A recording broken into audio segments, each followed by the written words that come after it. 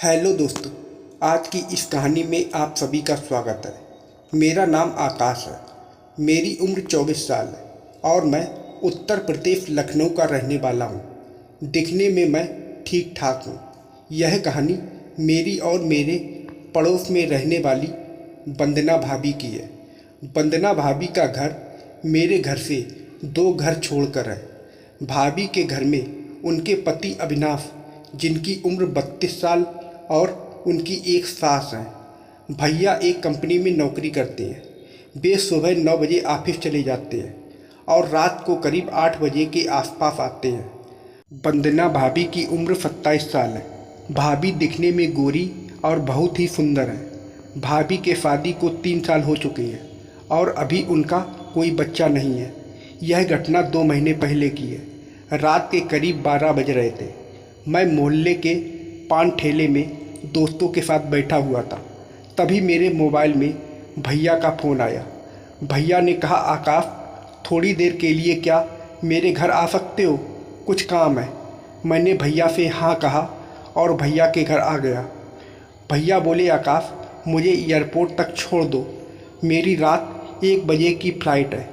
अब मुझे समझ में आ गया कि भैया ने मुझे क्यों बुलाया था। दरअसल भाभी को कार चलानी नहीं आती थी, इसलिए उन्होंने मुझे बुलाया था ताकि उनको एयरपोर्ट तक छोड़कर भाभी को घर तक ला सकूं। मैंने भैया से पूछा, भैया क्या आप अकेले जा रहे हैं? भाभी नहीं जा रही आपके साथ? फिर भाभी ने थोड़ा मुंह बनाते हुए कहा, हाँ, अकेले ही जा रहे हैं, अपने ऑफिस के दोस्तों के साथ घूमने। भाभी को भैया ने कहा, अरे यार, अब तुम फिर से शुरू मत हो जाओ। भैया बोले, आकाश, मैं ऑफिस के काम से नागपुर जा रहा हूँ 15 दिनों के लिए। अब चलो, यह लो कार की चाबी और कार निकालो। मैंने कहा, ठीक है भैया, चलिए। मैंने भैया की कार निकाली और हम तीनों एयरपोर्ट 20 या 25 मिनट में पहुँच गए। फिर एयरपोर्ट पहुँचकर भैया को गेट तक छोड़ने गए।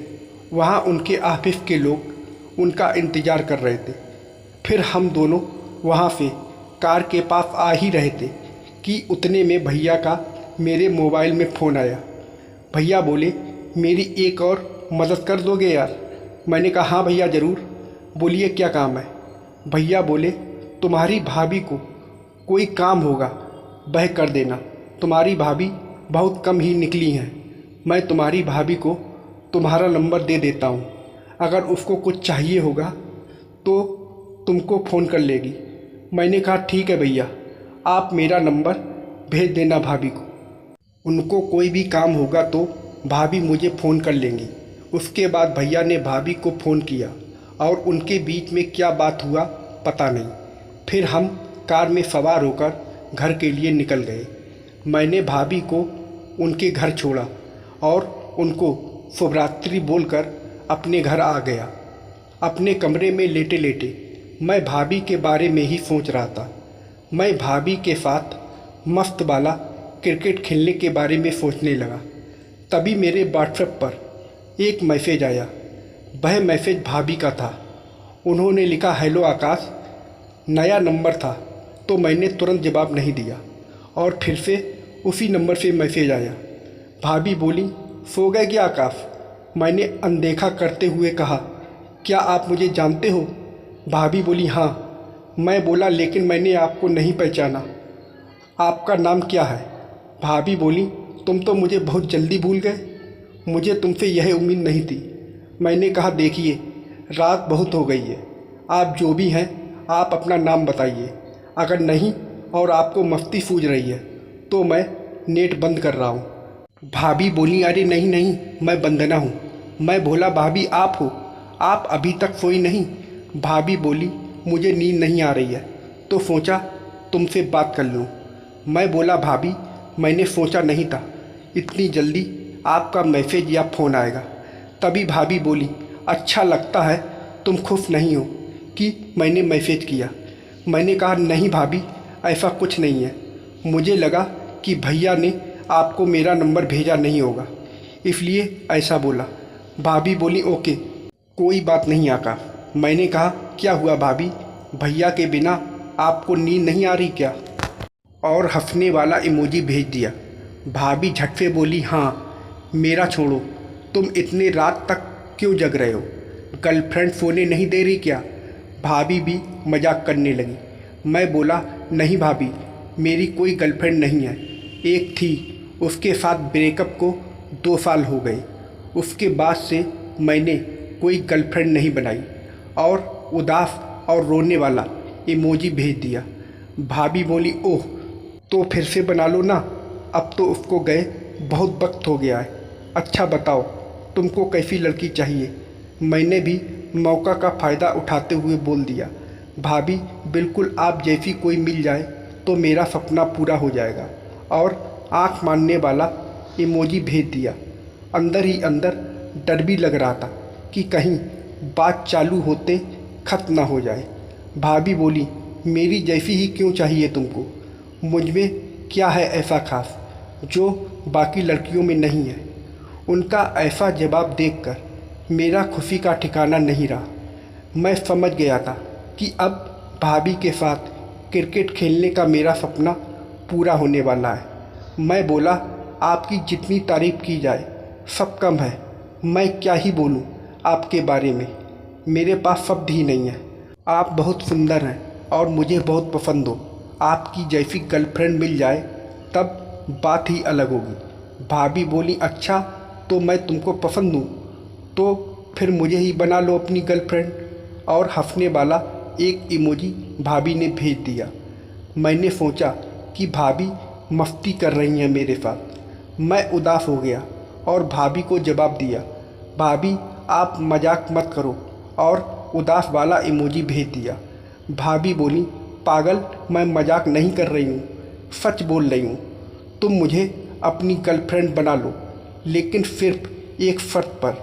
मैं बहुत खुश हो गया और जवाब में बोला, अगर आप मेरी गर्लफ्रेंड बनेंगी तो आपकी हर शर्त मुझे मंजूर है। भाभी बोली, यह बात बस हम दोनों के बीच रहेगी और तुम किसी को नहीं बोलोगे कि हमारे बीच में कुछ है, समझ गए? मैंने कहा, भाभी मैं पागल थोड़ी हूँ जो ऐसा बात किसी को बताऊँगा, और वह भी तब जब मेरी गर्लफ्रेंड आप हो। और मैंने हंसने वाला इमोजी भेजा। मैं बोला, काश भाभी आप अभी मेरे साथ होती तो आपको मैं गले से लगा लेता। भाभी बोली, तो मैं तुमसे ज़्यादा दूर भी नहीं हूँ, तुम चाहो तो अभी भी मुझे गले लगा सकते हो। फिर वे बोली, अभी आ जाओ, अभी मैं अकेली हूँ। मैंने कहा, भाभी सोच लो, अभी आऊँगा तो बहुत कुछ हो जाएगा। मैंने भाभी को तंग करते हुए कहा। भाभी बोली, हाँ ठीक है, मैं गर्लफ्रेंड हूँ ना तुम्हारी, तो तुमको थोड़ी मना करूँगी। आ जाओ, फिर जो होगा देखा जाएगा। मैंने समय देखा, रात के 2 बजने वाले थे। मैंने सोचा अगर अभी नहीं गया तो पता नहीं ऐसा मौका कब मिलेगा। मैंने भाभी को मैसेज किया, भाभी मैं छत से आ रहा हूँ, ऊपर छत का दरवाज़ा खोल दो। हमारे छत से छत आपस में जुड़े होने के कारण भाभी के छत में जाने में परेशानी नहीं हुई। जैसे ही मैं भाभी की छत पर गया तो देखा कि भाभी दरवाजे के पास खड़ी थी। मैं भाभी के पास गया और अंदर जाते ही भाभी को गले से लगा लिया। हमें किसी का डर नहीं था क्योंकि भैया 15 दिनों के लिए बाहर गए थे और भाभी की सास नीचे अपने कमरे में सो रही थी। फिर हम अलग हुए और भाभी ने मेरा हाथ पकड़ा और नीचे अपने कमरे में ले जाने लगी। भाभी आगे आगे और मैं उनके पीछे पीछे खींचे चला जा रहा था। भाभी के कमरे में जाते ही मैंने भाभी से कहा, भाभी कहीं मैं सपना तो नहीं देख रहा हूँ? भाभी बोली, आकाश यह सपना नहीं है, अब तुम मुझे भाभी बोलना बंद कर दो, मुझे तुम सिर्फ वंदना बोलो। दोस्तों फिर क्या था, मैंने उस दिन भाभी के साथ 3 बार मस्त वाला क्रिकेट का खेल खेला।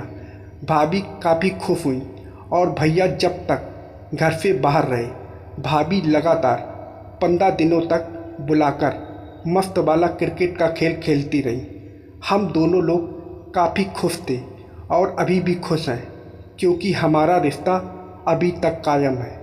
तो दोस्तों आप लोगों को यह कहानी कैसी लगी कमेंट करके ज़रूर बताइएगा और वीडियो को लाइक और सब्सक्राइब करना मत भूलिएगा। वीडियो को पूरा देखने के लिए आप लोगों का बहुत बहुत धन्यवाद।